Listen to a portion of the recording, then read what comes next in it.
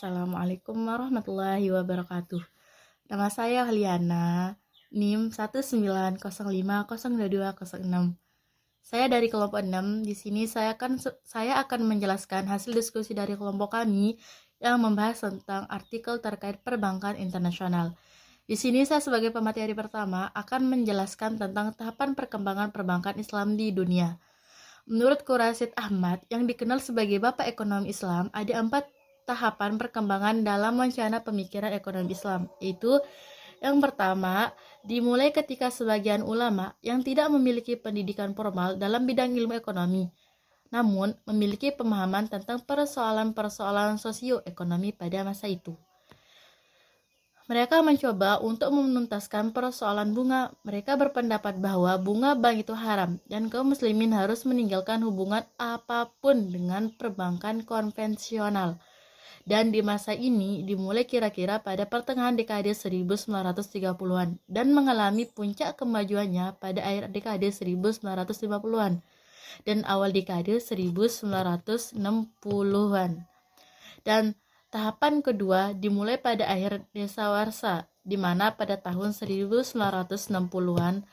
Dan pada tahapan ini, para ekonomi muslim yang pada umumnya dididik dan dilatih di perguruan tinggi terkemukakan di Amerika Serikat dan Eropa melalui mencoba mengembangkan aspek-aspek tertentu dari sistem moneter Islam, dan di mana mereka melakukan analisis ekonomi terhadap larangan riba atau bunga dan mengajukan alternatif perbankan yang tidak berbasis bunga.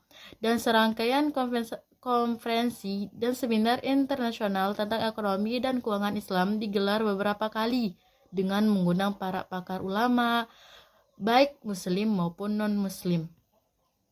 Dan tahapan ketiga ditandai dengan upaya-upaya konkret untuk mengembangkan perbankan dan lembaga-lembaga keuangan non-riba, baik dalam sektor swasta maupun dalam sektor pemerintah.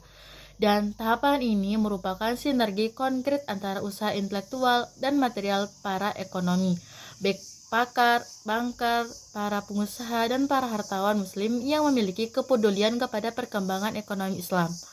Pada tahapan ini, sudah mulai didirikan bank-bank Islam dan lembaga investasi berbasis non-riba dengan konsep yang lebih jelas dan pemahaman ekonomi yang lebih mapan. Bank Islam yang pertama kali didirikan adalah Islamic Development Bank atau IDB pada tahun 1975, dan bank ini didirikan di Jeddah. Bismillahirrahmanirrahim. Assalamualaikum warahmatullahi wabarakatuh. Nama saya Linda Rahmawati, NIM 1905021883. Saya sebagai pemateri keempat yang akan menyampaikan materi tentang tahapan keempat ditandai dengan perkembangan pendekatan yang lebih integratif untuk membangun keseluruhan teori dan praktek ekonomi Islam, terutama di lembaga keuangan dan perbankan yang menjadi indikator ekonomi umat. Pengetahuan dan inovasi dianggap sebagai pendorong utama bagi pembangunan ekonomi. Suatu sistem ekonomi mengandung dua sektor, yakni sektor real dan keuangan. Bahkan dalam 40 tahun terakhir, keuangan Islam telah bertumbuh dengan pesat dan saat ini telah menjadi industri yang memiliki kontribusi penting dalam perekonomian internasional. Tidak hanya di negara-negara muslim, namun juga di seluruh dunia. Kini keuangan Islam telah menjadi bagian integral dalam sistem keuangan internasional. Saat ini, sistem ekonomi Islam dan perbankan syariah sudah banyak digunakan oleh berbagai negara di dunia. Mungkin hanya ini yang dapat saya sampaikan. Assalamualaikum warahmatullahi wabarakatuh.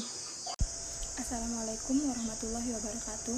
Nama saya Anissa, NIM 19050021888. Di sini saya akan melanjutkan materi mengenai perkembangan Islam di Asia Tenggara. Indonesia dan Malaysia adalah dua negara yang berada di kawasan Asia Tenggara yang menjadi penggerak berkembangnya industri perbankan dan keuangan syariah.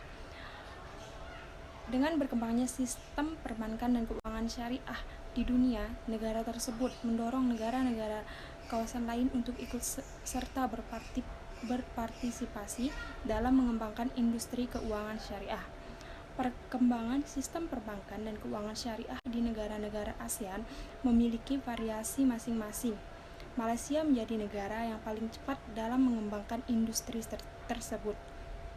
Secara historis, Malaysia sudah kehadiran Undang-Undang Bank Syariah atau IBA pada tahun 1983 menjadi dasar berdirinya Bank Islam Malaysia pada tahun itu.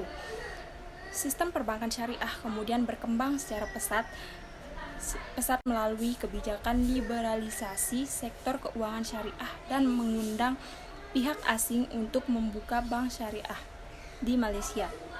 Kebijakan selanjutnya adalah memberikan peluang bagi bank konvensional untuk menawarkan produk perbankan dan keuangan syariah melalui skema subsidiary dan Islamic window. Dan kebijakan ini didasarkan Undang-Undang Bafia tahun 1989. Sekian.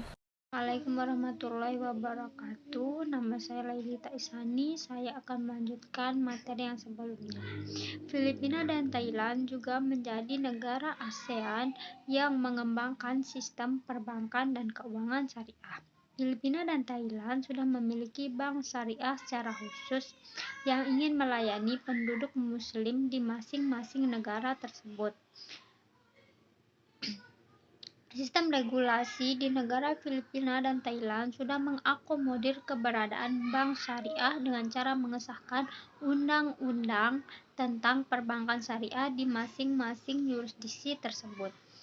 Penelitian ini bermaksud untuk mengkaji dan mengelaborasi perkembangan perbankan syariah di negara-negara ASEAN, terutama di Indonesia, Malaysia, Brunei Darussalam, Singapura, Thailand, dan Filipina. Dari 126 negara di dunia internasional dalam bidang pengembangan keuangan syariah di Indonesia dan Malaysia mempunyai nama yang cukup baik. Sekian materi dari saya. Wassalamualaikum warahmatullahi wabarakatuh. Baiklah, Assalamualaikum warahmatullahi wabarakatuh. Kenalkan, nama saya Hizam Hendra, NIM 190502220. Di sini saya akan melanjutkan materi sebelumnya, di mana Filipina dan Thailand menjadi negara ASEAN yang mengembangkan sistem perbankan dan keuangan syariah. Filipina dan Thailand sudah memiliki bank di masing-masing negara tersebut. Sistem regulasi di negara Filipina dan Thailand sudah mengakomodir keberadaan bank syariah dengan cara mengesahkan UU tentang perbankan syariah di masing-masing yurisdiksi tersebut.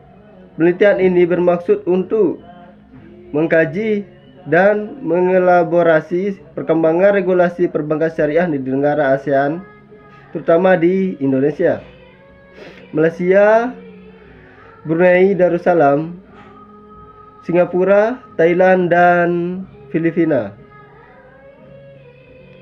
Dengan infrastruktur yang lengkap dan dukungan dari pemerintah Malaysia, boleh dibilang sangat sukses karena menjadikan Islamic Finance sebagai branding dalam tatanan global. Sementara itu, Indonesia sebagai negara berpenduduk muslim terbesar di dunia masih memproses mencari bentuk untuk mengembangkan sistem keuangan syariah. Meskipun geliat minat ekonomi syariah di dalam negeri semakin semarak, dan ini tentunya menjadi modal sosial untuk memperbesar market share-nya di masa mendatang. Tentunya negara tersebut terlalu mengalami kesulitan, yang berarti dikarenakan telah memiliki sistem keuangan yang cukup mapan dan canggih. Baiklah, sekian materi dari saya. Assalamualaikum warahmatullahi wabarakatuh.